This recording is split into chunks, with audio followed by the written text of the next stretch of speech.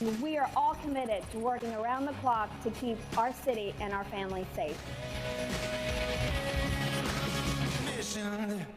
In a political spot entitled Moms on a Mission, Republicans in Harris County are zeroing in on judicial seats, both appellate and criminal court, as their best hope of reversing decarceration policies, which many blame for the alarming rise in violence and lawlessness.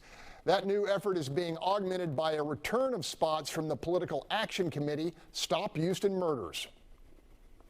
Asking you to end this violence with your vote. Please vote out judges who are soft on crime.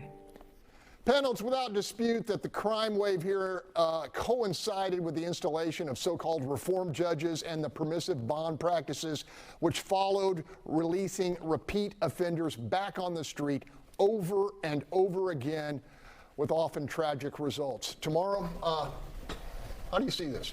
Listen, I was surprised at how the primary went, because some of these judges have been known for multiple letting people out who have committed multiple murders. Now, how you justify that, I don't know. They try to say that, oh, the state law says I have to give bond. That's not true, because I've seen y'all no bond people, so don't say that. So I think you all need to make sure, don't just pass up the judge on the ballot. Look at them and look at their history before you go. But let's go back to that last question, because Bob said Sylvester should have known. Sylvester should have known the damn thing, because Goins was terrorizing the south side. Sylvester's on the north side, a state rep. He wouldn't know anything about this, so I don't even know why he would say that about that. He didn't know, but I know other officers who told me they got transferred and didn't want to work with him because they couldn't do nothing about changing him, so they changed where they were. So yes, there were some people in HPD who should have known, but they damn sure wasn't Sylvester Turner. All right, Holly, let's talk about the appellate seats here, and that's kind of off of folks' radar, but they're really important. They are very important. So these appellate seats, there's actually 10 seats open, or not open, but elections on the ballot this year for Harris County voters. But these appeals courts cover a 10-county region that's kind of anchored in Houston. Every single criminal, civil, juvenile, and family court case that gets appealed goes to these appeals courts. There seems to be a problem with the appeals courts. A lot of them are, part of that wave in 2018. They tend to be a little more soft on crime and bond issues.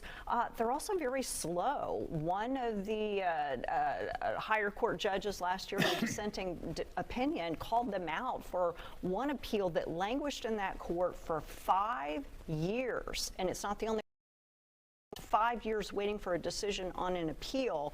There is a real problem. I like seeing this advertising. It does appeal to the bipartisan vote for public safety. It's drawing in some independents and moderates. I believe Amy Castile is actually a Democrat, but she's supporting these Republican judges because of the public safety issue. Bill, this show's about truth, and what we're not seeing are ads for Dan Simon for DA and Mike Knox for sheriff, both of whom are solid candidates. Is there any movement to bring resources behind them in the stretch run? I haven't heard of anything.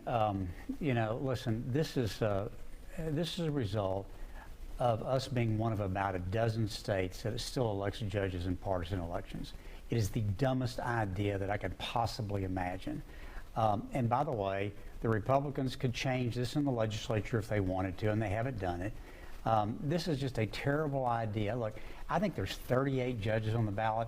I practiced law in this county for 50 years. I'm not competent to go vote on 38 judges. So how do we expect the average person to be?